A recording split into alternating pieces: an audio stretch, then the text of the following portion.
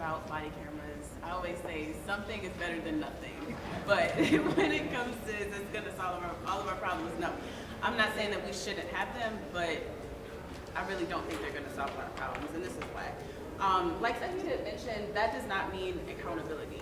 Just because we have a body camera does not mean that if somebody shoots an unarmed civilian, they are going to be prosecuted or punished in any way, shape, or form. We've had videos before, and for some reason the grand jury still saw that the action was justified. So those things can continue to happen even if we have footage of every single killing that happens from this point on. That can still happen. It's a much deeper issue. Whenever I hear talk about reforms, body cameras, trainings, my mind always goes to, is that really going to work? Because we live in a society that is founded on institutional racism and white supremacy. So these small reforms, for me, don't do much, or they won't do much. We have a system where people are not taught about the accomplishments or the histories of people of color in school.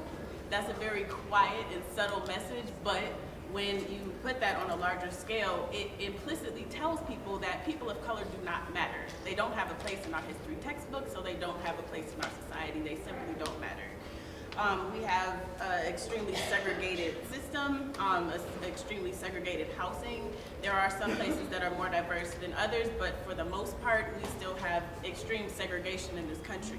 So that leads to very limited, meaningful interactions between white people and people of color.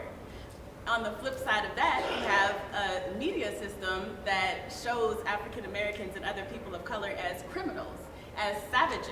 So when you pair extreme segregation that leads to extremely limited interaction between white people and people of color with those images that we see in the media, that leads to them only having that as a representation for not only how we are, but how they should treat us. Does that make sense? And also, we have a bunch of negative stereotypes and other aspects of our society. We have just a lot of seemingly subtle racism, but for me it's pretty blatant. But that's because I'm looking for it. So when all of that is put together, like I said, the only thing that some people who've had very limited meaningful interactions with people of color, they only have what they've seen and what racist society has whispered to them to make their decisions about how they should treat people of color. So that's why we have situations in which we have people shooting unarmed African Americans and Latinos, and not only that, but leaving them for dead in the middle of the street for hours. You know, that is caused by all of this racism that they have been fed, not explicitly, not outwardly, but implicitly. It has been whispered to them for their entire lives. So it's just a little bit more dangerous. Everybody's receiving these messages. But it becomes a little bit more dangerous when the person who's received these same messages is a person who has a gun and who's a person who can kill you if you're walking down the street.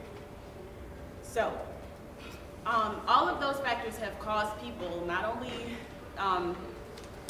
white people, but all people, to see Black life as disposable, as absolutely disposable. So, you know, when it comes to body cameras, we have to adjust all of those things, not only adjust, but completely turn that around. All of those things lead to people's actions and to how people view African Americans and other people of color. And when it comes to implicit bias, all of those things lead to implicit bias. We have a criminal justice system that does not recognize implicit bias at all. An officer will have to prove intentionally racist motives in order for them to be able to be accused of discrimination because of the McCliskey versus Kemp case. If you want to learn more about it, it's in Michelle Alexander's book, The New Jim Crow.